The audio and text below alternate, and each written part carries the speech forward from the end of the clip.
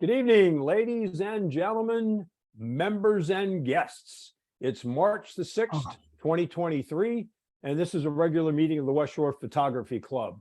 We have a competition tonight, but just a few items of business before we begin.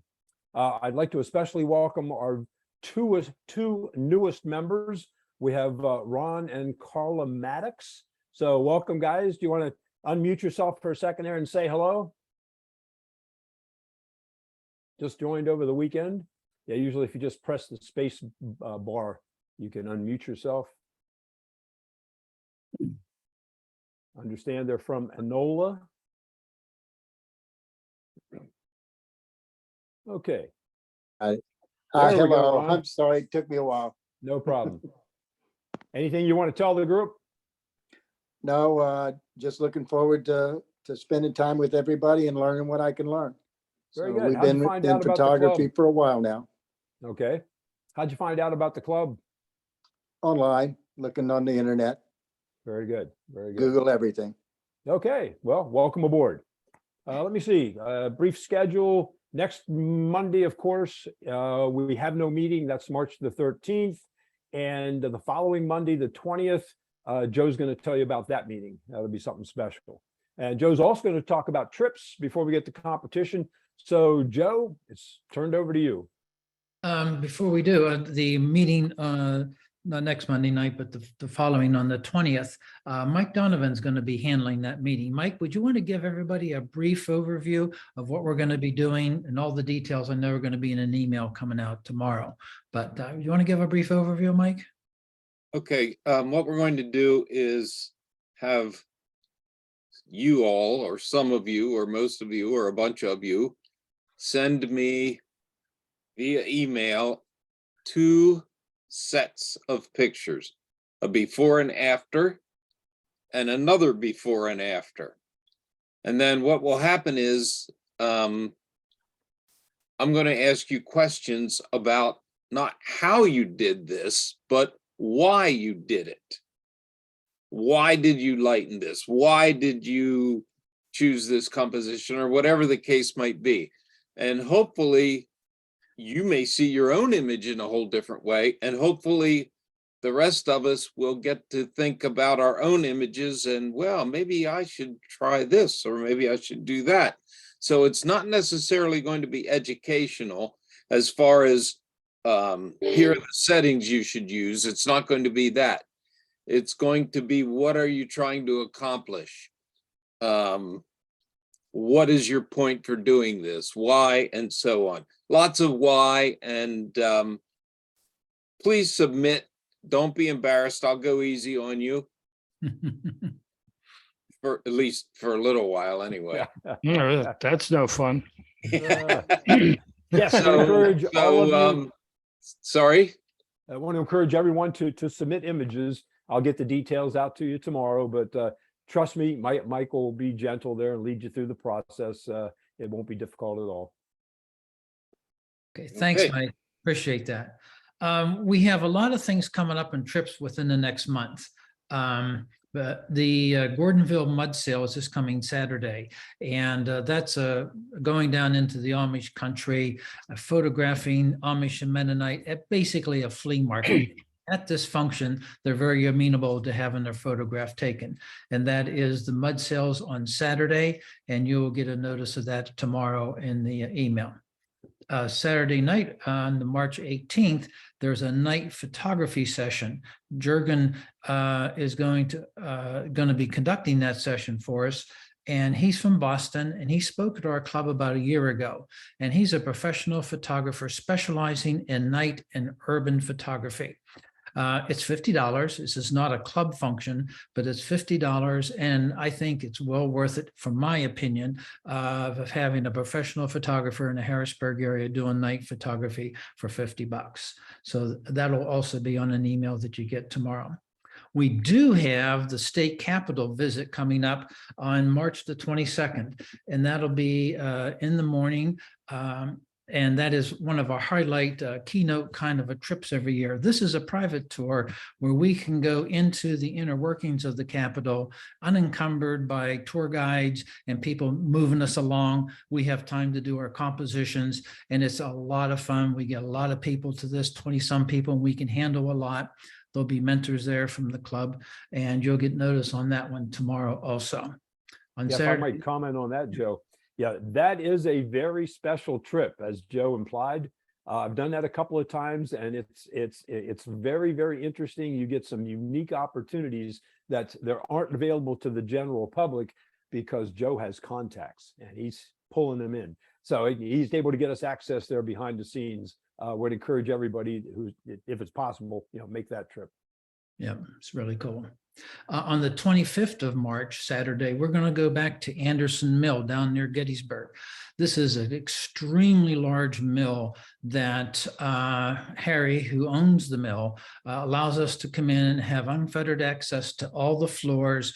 And we at one time had 40 people in there, and you still could maneuver around. It was not like tight quarters at all.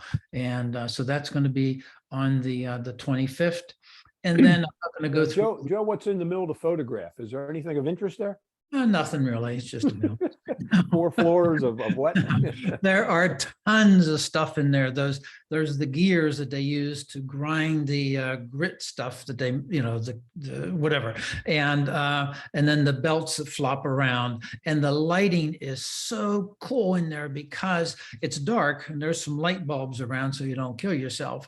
But the light coming in from the windows and between the sides of the sidewalls where there's like a little slits like this, the light beams come through. It's just magical. It really is. Can you take a tripod? And you should take a tripod. If you don't have a tripod, borrow or steal one or something, because it is low light. And if you don't have a tripod, you'll be real high ISO and you'll get all mad at yourself for not having one. So you want to have one. Okay. So that's cool. And other things coming up, we have a couple trips at Kiwanis Lake, one for nest building and one for feeding of the birds. And you'll get notices of that. We're doing it for 2 sessions here, mainly because Kurt Wilkie told us we needed to do it in 2 sessions to get the nest building, which is carrying the stuff to build the nest. And then the feeding is where the mothers then will feed the babies. And we have that coming up. We have Gerhardt Machinery, Rolls-Royce, and Bentley Museum. We have a private invitation to there and taken over that for a morning to photograph vintage Rolls-Royces and Bentleys, and also going back into the shop. And we're going to go and do a skateboard shoot also. So all those are coming up within the next couple of months. So I'm done. Very good. Very good. I want to thank the members of the Trips Committee for doing such a great job. They get together and they meet personally in person and brainstorm places to go that are photo worthy. If you have an idea for a photo trip, please forward it to Joe or to me, and the committee will discuss it.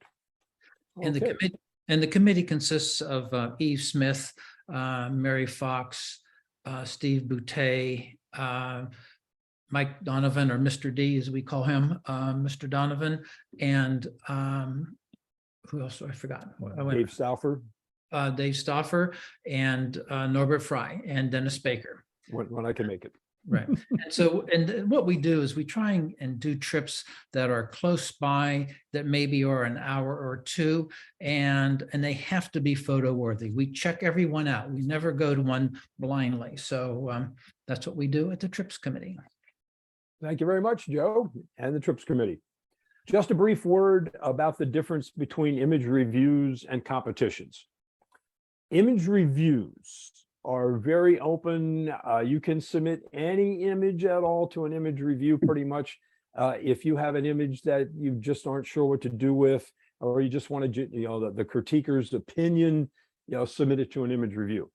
The competitions are philosophically just a little bit different in that we're looking for your best work. You're not looking for somebody's opinion. This is an image that you have that you've worked on and you're proud of. So we want to put that in the competitions. And that's what we have tonight. So we're expecting to see some very good images. And we have a very experienced judge tonight. Bryson has judged national competitions, local competitions. He's been a professional photographer for many, many years, and we respect his opinion. And that's why we pretty much we reserve him to do the competitions. And we've asked him to be critical. We want you, when you're submitting images, to have a true, honest opinion from a longtime professional photographer. And we think that's the way to help you improve your skills. So with that being said, Bryson, it's all yours. All right, I'm going to share my screen here and hope it works. Let's see what happens. It's working. Perfect. It's Yeah. perfect. We're there, huh? Yep. Yes. Okay, here we go. Number one, floating in the sky. Obviously, we're talking hot air balloons. From a compositional standpoint, I like this with the two balloons in the background. I think the bare sky kind of could use a little help. I think if this were my image, I would be floating some high thins in there to add a little bit of drama or interest to the bare sky. That's what I do. I fill in blank spaces and make sure that nothing happens that is outside of my control. I really like and enjoy being in total control of the image. From a compositional standpoint, however, I see some issues. This little cutoff down here is not a big deal. I would say it's okay. But when you run into this thing, we call this a kiss. This is when you just have something that runs right into the edge. I have a problem with that. I think I would either be cropping below that so that there's a break, or I would be coming up so that I would cut into this so that the edge of this and the edge of the frame do not meet. From a compositional standpoint, I think that's important. The symmetry is a little off, but in this case, that's not a big deal. I wouldn't be awfully concerned about that. So we'll give this a 7. When you say the symmetry is off a little, would you go into detail about that? Well, symmetry matters more to some people than it does to others. But to me, if you get close to being symmetrical, and what that means is that the right and the left edges are equal, if you will, or the center line is dead center, and then what happens on the edges makes sense as far as being equal on either end. If you're not symmetrical, you want to be not symmetrical in an obvious way. If you're going to be close to symmetrical, then you should really nail it. So you've got this line coming down here, down to the corner, and you've got very little left, but over here, you've got more left. It's not a lot, I give you that, but the symmetry just isn't quite there. So I would be cropping slightly in from this side maybe, or I don't know how much room you have to fuss with this. So I can't really be super critical in that respect, but being an architectural photographer myself, symmetry is something that is very, very important because it speaks to the balance of the photograph and the way that it sits in the frame. I also have a very slight issue with color, and I'm not sure why. There's a shift from this. Blues are all quite nice and everything, but we get some yellow starting to come in down here that's shifting this toward the green at the bottom of the frame. And I'm not entirely sure why that is happening. It might be perfectly natural. It might be just simply the way the lighting was. So I won't be overly critical of that. But it's another one of those things that you want to look at very carefully when you're analyzing your image as far as color, contrast, et cetera, is to look for those things and say, oh, is that something that's okay? Is it something that doesn't bother me, or is this something that I should address and possibly fix? So, earnest art. I like it. I don't think I entirely agree with the square crop. I think I would take some off the top. Because I don't think that there's a whole lot up here that's doing me a lot of good as far visually. So I would probably crop down from the top.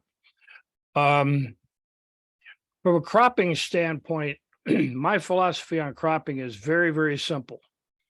You make the top, the bottom, the left, and the right end exactly where they should. You don't worry about aspect ratios, 8x10s, 5x7 squares, et cetera, et cetera. You just simply grab the crop tool, unlock it, and then move the edges until they frame your image in the best possible way. And then that's the end of the conversation. If that's as good as it can be, that's as good as it can be. I like it. I'll give it an 8. I kind of could push it towards a 9. One of the things that I wonder about in situations like this, and you'll hear me say this again and again, don't take one picture. You want to keep, if you're in a situation like this, you've got something in the picture, he's maybe not going anywhere, but this stuff in the background is. The water's moving, the reflections are changing. And so what you want to do is you want to fire that camera several times and then be able to pick the best possible frame out of the group. You don't want to take a picture and then walk away. That doesn't work. Then you can get to see things like, okay, is this interfering with him, or is this a problem? Is this an interference, or is it not a big deal? So you just basically want to have as many options as you possibly can. And under most circumstances, that just simply involves shooting more than once. I shoot more than one frame, even if I'm shooting a building that isn't going anywhere. So if that tells you anything. Excuse me. Okay, all right. Bryson, could I pause for a sec? Yeah. Would you like to wait until the end to hear from the photographer, or do you want to do it image by image? Wait. Oh, to hear from the photographer. Yeah, I'd like to get comments. Oh, from each okay. Well, we can photographer. do that right up front if you like. You want to go back here and hear from the photographer? That'd be fine. Okay, that'd be great. Yeah. Could we hear from the photographer at this point? Explain a little bit about the image. I think it's Tori, so we'll give her just a minute to hear from the interpreter.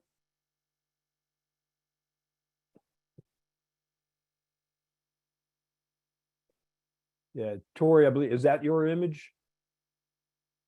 Okay, can you hear me okay? Yeah. Yes. Okay, great. So, yeah, hello, everyone. So that picture is actually 11 years old, and I've got many issues involved with that. So, you mentioned that the sun was rising, and so that's what the coloring is. On the left, the sun was rising, that yellow. Right. Yeah, that's where the sun's coming up. So there's that. And then, yeah, I did a lot of work with that picture because, you know, the shape and the digital ray was, you know, because it's 11 years old. So, but back then I didn't have any like editing kind of tools that I could have used. I didn't even know about those. So I was new. That's kind of one of the first pictures I took. So I don't know if there's anything else you wanted to hear about from that. That's good. Very good. Thank you. Okay, thanks, Tori. Okay, number 2. Yep, thank you. All right. Number 2, Ernest. Who done it? Okay. Yeah, I'm not sure who photographed this one.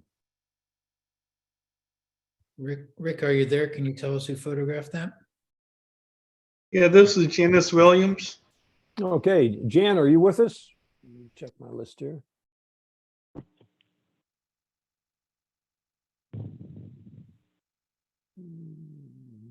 No, apparently not. So on to number 3. Okay. Number 3, old tech stack.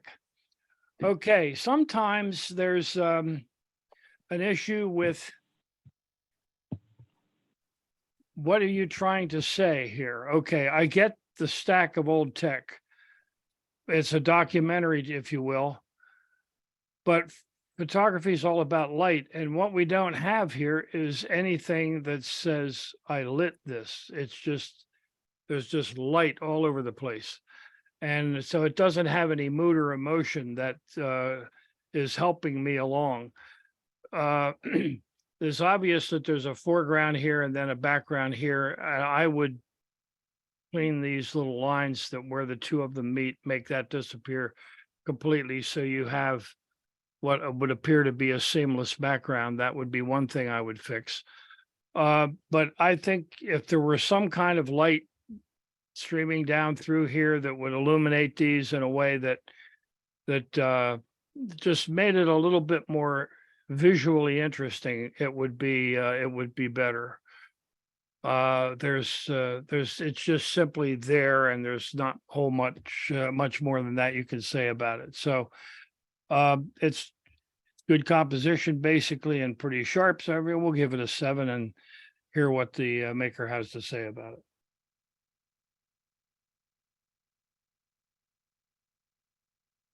Well, hi, this is Sue McGuire. I actually love this image. I am a lover of text, so to me, this is perfect the way I created it. I agree, it's very high key, but that's what I was going for. Okay. And Yeah, I've thanks. sold it to a boutique hotel, so they liked it too. That's all that can matters. If you like your picture, that's it. Yep. Under the old oak tree. Okay, this is a technique that's loosely associated with the concept of intentional camera movement. But in this particular case, it's multiple exposures that are stacked up on top of each other. And the idea is to create an abstraction. You can see if you look very carefully that there are people that were in some of the exposures, but obviously not all of them.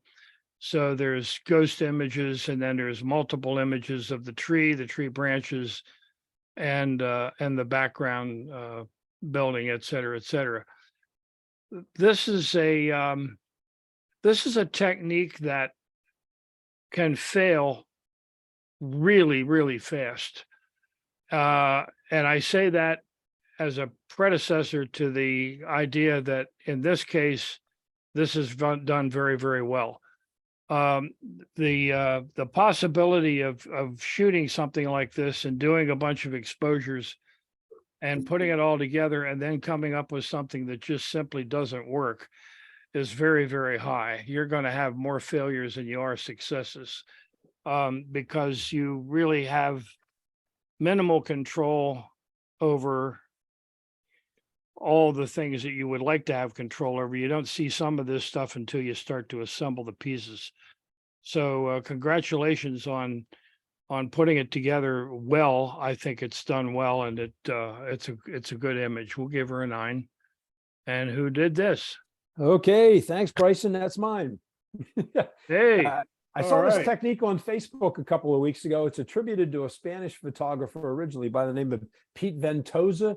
And this is a tree in the community park just a couple of minutes from my house. I walked around in a semicircle and took 23 pictures. Tried to keep the tree centered, and then combined them in Photoshop with, you can use blending modes, but it's mostly a matter of lowering the opacity of each subsequent layer. So thank you. Appreciate it. Good. Very good. Good job. And this is the kind of thing that you need to do. You need to find a thing like this and then experiment with it and see if it works for you and if it creates an image that you like. And I think this is done well. Good. Thanks. Well, that was the very first one that I tried, and the ones I've done since then, I don't like nearly as well. Well, yeah, very quick story. I remember the first time when I was a teenager, my father took me out and handed me a shotgun and said, yell, pull. And I did, and I hit the first one, and he looked at me and he said, well, remember that because you'll never hit another one. And he was right. You know, it's like, okay, one and done. Okay, the Oculus. I have no idea what the Oculus is. Obviously, I think it's a building of some sort. And I'm going to be interested to hear a little bit more from the maker about that. The picture is very, very good. This is a good example of good symmetry. You see how the balance is, the center line is centered. The left and right side, you know, are symmetrical. They balance out each other. You have to be very careful with that sort of thing, and you have to work with sometimes the different transitional elements in either Photoshop or there's some of this you can do in Lightroom, but this is done well. So I like this. This is a 10 image, and I'm anxious to hear from the maker. And I like the black and white conversion too. This is done well. I'm anxious to hear from the maker of what this is and where. Hey, Bryson, Don Uvik, how you doing? Good. So I took that image. I spent a lot of time in over the past 10, 15 years in Lower Manhattan. Being originally from New York, I do that a lot. And there's a shopping mall actually that they built near the Trinity Church area, I think, in the lower part of Lower Manhattan. And in there, they have I don't know how many years this and then they call it the Oculus. I mean, obviously you didn't know unless were familiar with it, but that's the name that they coined for that particular one. And the lighting is just unbelievable all during the day. I mean, as you said, I spent hours and hours waiting for the light to change because as on a sunny day, you get all kinds of different compositions that you can create. And the lower part is there's a little walkway that you can go up and spend some time in that area. And but yeah, that's basically it. I've done this image different ways, but this one I like the composition the best because, like you said, and I'm really pleased that you like it because I know as an architectural photographer, it was one of the many specialties you have. If you like it, that makes all the difference in the world to me. Thank you. Well, you done good. I like that, and I can see that this is the kind of place that you could spend a lot of time and just watch the light because it could probably just change forever. You know. Yes, it did. It's in Lower Manhattan. Huh? Yep, Lower Manhattan. Just search for the Oculus, and you can see where it's located specifically. Very nice. It's actually part of the New World Trade Center, and the Oculus is a bird. It has actually wings going out on the outside of the building. Okay, thanks, Sue. Really, that's cool. Yeah. Very nice. Teddy's day out. Or it can, the highest you can get. Exposure is good. Composition's pretty good. I might take a little off the top, but that's kind of nitpicking. I like the lighting. I think it's pretty well done. I think if anything, I maybe would have taken a little, darkened this edge down here a little bit to pull that eye in there toward Teddy. This really makes a big difference. If you look at this, you've got Teddy sitting here. He's pretty much dead center. And I have no problem with dead center compositions. I do it quite often myself. But when you do that, then there has to be either a reason for the central composition, or there has to be something that tells you that this is perfectly okay. You just didn't get lazy and use the focusing thing in the middle of your camera to put that subject in the middle. But if you just kind of put your hand over the ball or whatever that is down there on the left-hand side and make it disappear for a minute, you'll see that it really, really changes the balance on the image. And so that presence of that ball as part of the composition is very, very important. One of the things that I spent many, many years doing product photography, which I would consider this to be. And probably the thing that you discover is the hardest part of putting anything together is balancing the composition so that it works and it works well. So this is done well. This is good. We'll give this a 10. Who did it? Hi, Chris Jewett. Thanks for the comments. Yeah, I purposely put that old ball. It's a cricket ball that I picked up somewhere 20 years ago, and I've had it ever since. But at any rate, it's that was one of my more recent attempts after being dormant for a year and moving and having boxes packed, and I finally pulled everything out and started photoing again. I do mostly this kind of this light painting kind of photography, still life photography. So thanks again for the comments. Appreciate it. Very good. Nice Yeah. job. Yes. Chris, for the people who aren't familiar with light painting, could you give us just a 30-second explanation? Sure. The guy I learned this from, Harold Ross, who some of you probably heard of. He prefers to call it light sculpting because you're in a dark room and you're using a small flashlight with some different diffusers on it to get the light bouncing properly and basically chiseling away the darkness to bring out the little lights and shadows of in 3 dimensions, so you get the shape, the form, and the texture of your subject matter. In this case, this was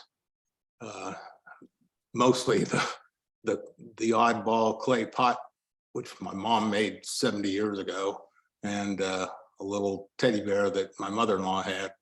But it's something you shoot different aspects and different parts of the image. There are your elements. The teddy bear, for example, was probably 7 or 8 different photos. It's and the little blocks there, the JNP, those were one shot for each block. So it gets involved, and then you put it all together through blending and layering in Photoshop. There's nothing artificial about what I'm just, I hate the term, oh, you Photoshopped that, because yeah, you did, because everything you do today is Photoshop. But there's nothing here that's been digitally manipulated. It's all just a true photograph where you've taken different parts of that thing. Each book was lit individually. Both those boards were individually lit. And then, like I said, the teddy bear, the blocks, and that pottery piece, it had several exposures to it to get it right. And then I just brought in a background of wallpaper background, literally wallpaper. And it takes some time. This is probably about an 8-hour photograph. Wow. Well, thanks. I wanted people to understand a little bit about the complexity involved in capturing that image or creating that image. Okay, number 7. Capitol Fountain. This is pretty good. I am a little, being an architectural photographer, the first thing I would do is straighten the verticals. The verticals are not vertical. This is literally a click in Lightroom or in Adobe Camera Raw. It's not difficult to do, but you want to make sure that you don't create a perspective in the image. It's so slight that it's like, why bother? Just, fix it. It's not a big deal to do that. Symmetry is good. The center is center. You see how this and this, they work. So this is as close to the edge as this is. So the symmetry is on the money. I would like to see a little bit more detail in the water here, which would have been done with a separate exposure. sometimes when you're doing this and you use even a slightly long exposure, which you can see some of the spray over here, you can take a shorter exposure and then composite that in order to have a little bit more detail in the water here. I think I would have done that. I do also see, it looks to me like, and it's hard to tell when you're just looking at a PDF like this, but it looks to me like you're starting to lose focus going to the background. So the top here, and here are starting to go out of focus. That could be just simply the way it's showing up on the screen, but it just doesn't look critically sharp to me in that respect. Pretty nice and pretty nicely done. I like it. We'll go with an 8. And who did this? Thank you. Yeah, it's mine, Kurt Wilkie. I thank you for your comments. You're welcome. Is that all? Yep, that's all. Short and sweet. All right. Thanks, Kurt. Excuse me. Every once in a while, you get a picture like this and you just look at it and you go, okay, I'm lost. I have no clue. And I just really am curious to see what the explanation is here. This looks to me like this may be in the forum or a similar type of venue with the conductor.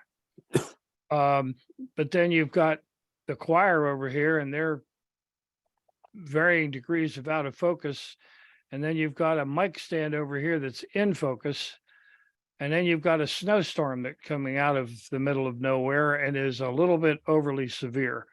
I'm not certain that I really understand what the story is that's being told here, but I'd be anxious to hear somebody explain it to me. I'll give this a 6. Hey, this is Dan. Actually, I have a great explanation.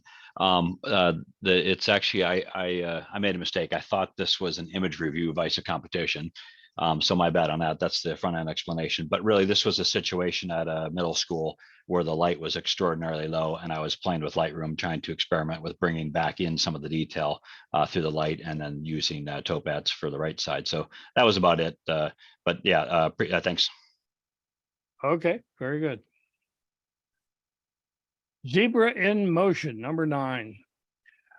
This is another one of those things where you just got to keep pressing that button. You got to shoot as much as you possibly can so that your in focus animal is actually sharp. Now this is motion blur. It's not out of focus, but he's not perfectly sharp. And this, if he were sharp, this would be dynamite. This is great because that's exactly the kind of thing you're going for. I would exaggerate the panoramic on this. I would come up from the bottom. There's a whole lot down here that I don't think is necessary. So I would take a little bit off of this and really, really put this into a heavy panorama. You want to give him room, which means that you don't want to take anything off of here, but he ends up in the middle, and that just also, that unfortunately stabilizes the image instead of the implication of motion. So I would be tempted to take something off of the left, or off of the right, in order to give him room to move here. And I'm not too awfully concerned about whether I keep all of this information over here. But I just wish that there were no motion blur on the head of the zebra. Assuming that's yes, that is. It even says it's a zebra. Imagine that. We'll give her we'll give it an 8. It's basically done well, exposed well. I think the idea is handled well, and it's a good image. Maker. This is Joe Farrell. Thanks, Bryson. I really appreciate your comment about cropping in onto the right and or expanding the left. So I have him moving into the frame more. That's something I could certainly do. And so I really appreciate that. This was in Africa, and we were in a Jeep. There were 2 of us, and we were following along the zebra, and all the other stuff was not really panning as much as it was movement. Yeah, The zebra was right at 90 degrees, and so that's how we tried that. So, thank you. you're welcome. Good. Very good. More geometrics, more architecture, and more symmetry, and also pretty well done. I really have no issues with this. A good black and white conversion, nice crop. I have no issues with this. It's a 10 image, and anxious to hear where this is from.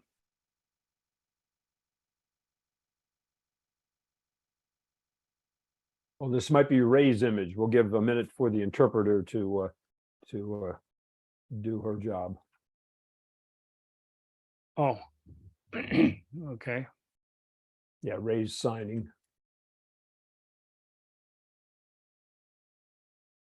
I think. Hello, can you hear me now? Yes, we can. Okay, great.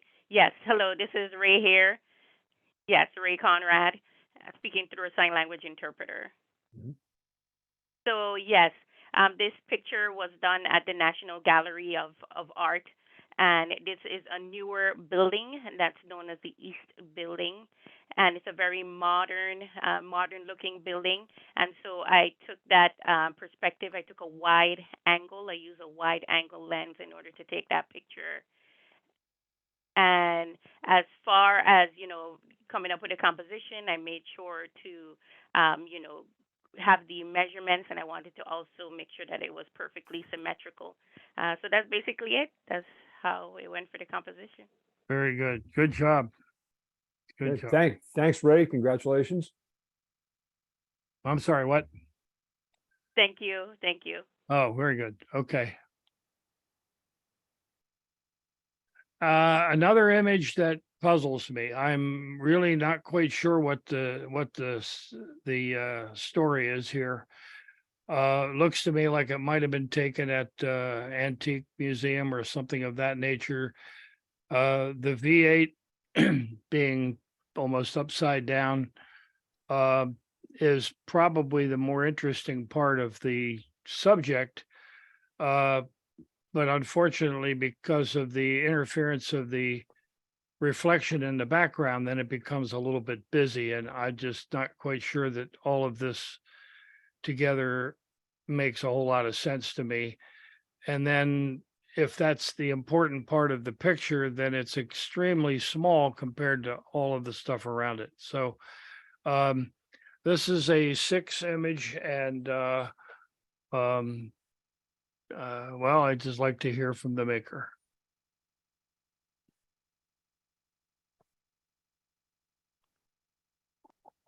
Okay. Rick, can you tell us who the photographer is? See, this is Jimmy Reed. Oh, okay. Let me see if Ginny's on board.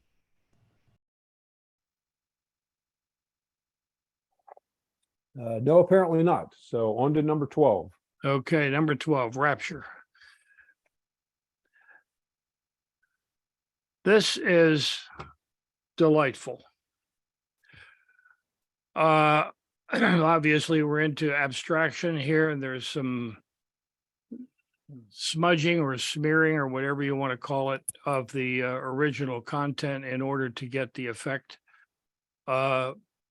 This is another one of those things where if it's not done well, it can be really terrible. But in this case, I think it's done pretty well. I like this. This is a 9 image. I think it would be a 10, except that some of these bright whites at the bottom sort of catch my eye a little bit more than I think they should. I think what's happening up here in terms of color and tonality is absolutely fantastic. So I might consider cropping this or dealing with something that would lower the white values so that they are not dragging my eye down to the bottom of the screen. But the overall impression, and I think that's the deal here, we're talking about an impressionistic photography image. So we're going with, I think I said this, we'll go with a 9 on this simply because of the bottom. But I think this is well done, and I'm anxious to hear if this is where I think it was taken. Maybe the maker can illuminate me here. Go ahead. I can, Bryson. This is Elaine Shook. Thanks for your comments. This was taken at Middle Creek, as you Yeah. possibly suspect. This was a year ago, actually, and it was my very first winter visit to see the geese take off. And this was at 5:30 in the morning, so it was the light was still very, very low. What I saw and what I captured was exactly as other people who had seen it had described, in terms of the elation that they felt, and just the sight of this mass of birds Yeah. flying. It was not quite what I had envisioned, though, in terms of what I wanted to convey in my image.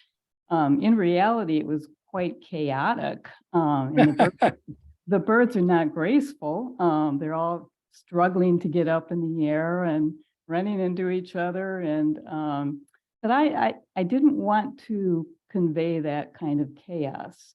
I wanted to show an image of this effortlessly floating up to the heavens, if you will, hence the title, The Rapture, to make them look very graceful.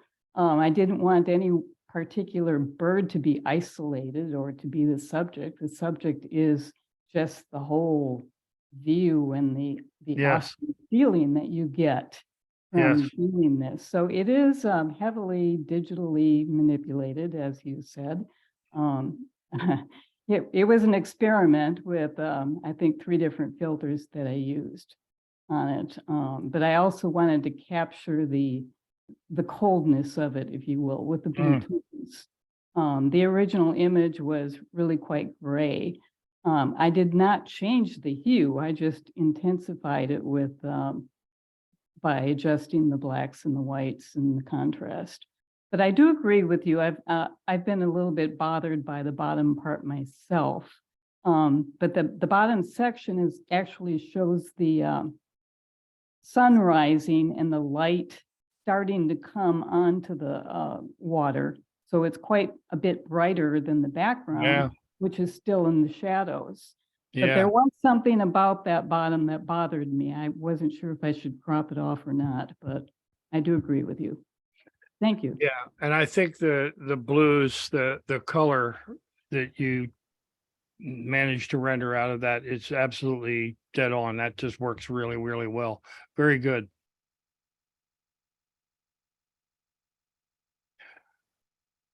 This is good. This is, we always say, don't show me your pets and your kids, unless they're generic or they're good enough to be considered. This isn't just a picture of my kid. This is more than that. This is a little kid having fun. So there's a story here, and it's well captured. It's well done. I'm going to give it a 10. I can't find anything worth complaining about. I'll just simply say, nice capture. Okay, who did this? Yeah, it's Rich Scar. This is my 3-year-old granddaughter. I could actually enter 300 of these pictures. She's one of those kids that you keep shooting with. Yeah, and it's interesting is last time you gave me a 10 for that shot of a dog. This one's a 10 for a kid. Next time I'm doing food. So I'll be moving on to the trite. So, but thanks, Bryson. Yeah, this kid's a joy. Lives out in Louisville, Boulder, Colorado, and she's just a joy. Well, you've used things up now. You got to find something else to do. I know. I'm going to architectural photography. No way. Very Thank good. you. Yeah. I can't pronounce that. I won't try. It's a good image. It's well done. It's framed well. I don't have a problem with it. It's just a shade brighter than I think it needs to be. I think the skin tones here are just beginning to get real close to too bright for me. If this came down a touch, everything would come down with it, and that would be fine. I would vignette this bottom left a little bit more. This is nicely done. This is done. This is done. This is beginning to be bright enough to be a little bit of an interference, so I'd take this down just a little bit. But I wish he were doing something other than just standing there staring. So if he had some tool in his hand, or he was looking at something with one hand and working something with the other hand, or beating on this anvil or something, I think it would be a little bit more compelling as an image. He's just standing there staring, and I think that kind of takes away from it a little bit. So we'll give her an 8. And who did this?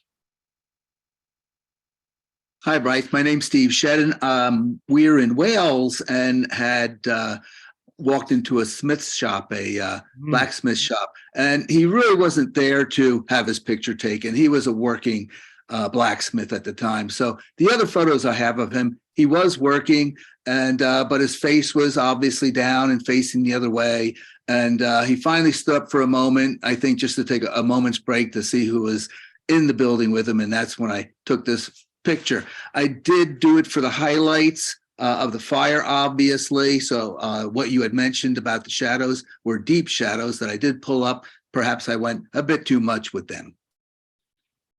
Very nice. Very nice, though. Wales, good grief. Winter Bridge, number 15. This is delightful. And this is one of those pictures that under normal circumstances, you would look at this crop and wonder why, but it works, and it works exceptionally well. And I really, really like it. There's a little tiny thing going on over here with the edge of this bridge work. And I wonder if there's just a shade more that would pick this up, take it all the way down to the water, which would support that edge. That would be that's nitpicking, because this is just really, really done well. I could see taking some off of the bottom to make this a little bit more of a panorama, because, you know, once you get to a certain point, you're just adding stuff. You're not really adding anything that particularly supportive. Excuse me. But I think the colors are good. The tonal values are nice. The choice of the time, it just comes together extremely well. And I will give it a 10. Who did it? Oh, Rick, can you confirm the photographer for me? I think I got an email from him that he would not be able to make the meeting tonight, but I just want to confirm. Yes, George Kurzik. Yes, yeah, George is not able to make it. Okay, congratulations, George. On to 16. Yes, very good. This is another very, very well done image. If you look carefully here at the whites and look at the textural detail that's held in here, this is very well done. This is well captured and it's well processed. And this is the way you handle the high values in an image like this. I like the composition where he sits in the frame, and everything just comes together exceptionally well. This is another 10 image. We have a lot of really good stuff here tonight. Nice work, people. And what's the mayor have to say about this? Hi, this is Sherry Stanball. I took this over at the farm show, and we just walked around and took pictures of animals and tried to get their expressions, and that's about it. And I did process it in Photoshop and just did some burning and dodging and trying to show attention to the details of his face so your eyes would go there. And I also lightened up his eyes too. Yeah, so I can't think of anything else. Well, the key to success in an image like this is you don't look at it and find anything wrong. That's the way I look at things. So, yeah, very nice. Nicely done. Very good. Thank you. So Sherry, does that mean you were not in Scotland with Steve Shedden? No. Okay, just checking. Stark. When you have lighting and snow, it's very, very difficult to get textural detail unless that lighting is hard and at a very significant angle. So when we shoot snow, we usually end up with this, shall we say, non-informational white. And sometimes it's difficult to know exactly what to do with it. In this particular case, I think that the way you managed it was a good choice. Going for black and white, I think, is also a good choice. I think I would be really careful I don't want to overemphasize this point, but I think I would play with the blacks a little bit, see if I could pull them down just a shade more than this and see if it made a difference. And of course, if you do that and you go, nope, that doesn't work, then you go back and you keep what you've got. I don't have a problem with the way it looks right now. Actually, I think this is a well done image, and I'll give it a 10 as well. Wow. Bryson, that's Mary. That's my photo. This was taken at a mud sale. I was waiting for some friends after I was finished shooting everything else, and I was walking around. I would never have seen it had I not been waiting for them to pick me up to go to the car. And I'm gonna take your advice and bring those blacks down a little bit. I wasn't even thinking about the snow. I was just thinking about how cold I was and how I couldn't wait to get out of there. I think very often it surprises me that, well, it shouldn't surprise me actually, but some of the best pictures are the ones that you didn't go looking for. They just sort of popped up in front of you and said, take me. So, yeah, you just have to be aware. You just have to be paying attention. That's all. Very good. Thank you. And number 18, this is the last one, reflection. This is pretty well done too. I don't have an issue with this. I like the, sometimes reflection things can be, a little but this one's, I think, pretty good. And I think it's good because the way it's broken up, it's not, you don't want to flip it upside down, and you can tell that it's actually very real.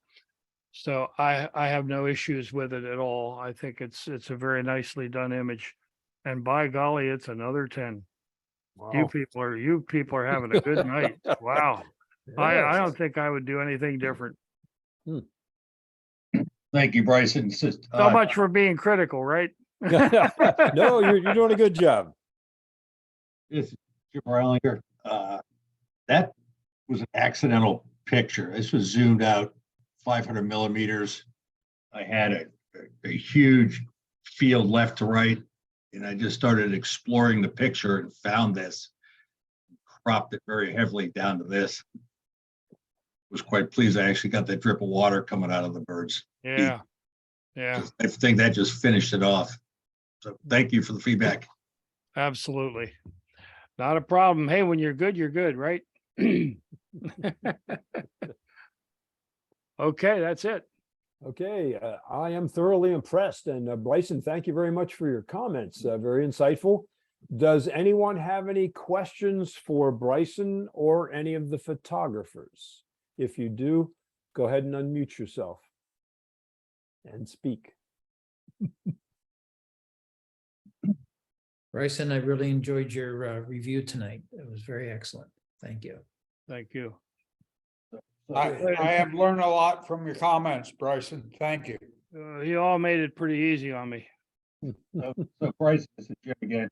I've submitted a number of pictures that you reviewed, and some of them weren't favorable. So I kept pushing myself, and to get a good review from you means a lot to me. So thanks for doing what you do. You're welcome.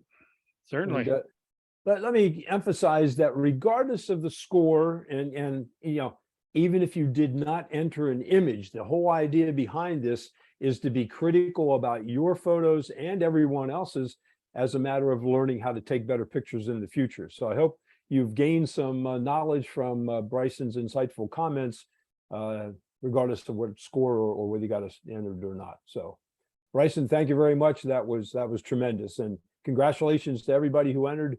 And a woohoo to those people who got the tens. That's very, I've never seen a competition where Bryson gave that many tens.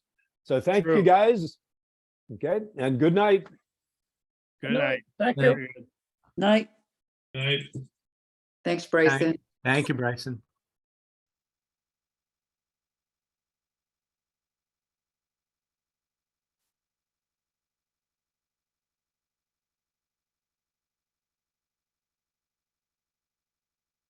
Wow. Well, Joe, some impressive photos. Yeah, they sure were. My gosh, every time there's a review or a competition, they get better and better. You know? Wow. I know. You and I have to up our game here. Oh, it's wonderful. We only got nines. Yeah. Well, I was sometimes I think that, well, he likes the traditional photographs and he's not so enamored with the impressionistic stuff, but he scored mine well. And look at what he gave to Elaine's picture of the snow geese a 10. Yeah, and that was, as she said, that was heavily manipulated. I could tell it was not only intentional camera blur, but she had gone in with some Photoshop filters and did some manipulating. Wow. And look at that, it's only 8:02. We got done in an hour and 2 minutes. Yep, it was Very good. good. Yeah, it was good. That was good. Okay. Okay, yeah, tomorrow I'll get the email out and list all the upcoming trips. So Sounds that'll good. be good. Okay, thanks. Take Good care. night. Okay, bye now.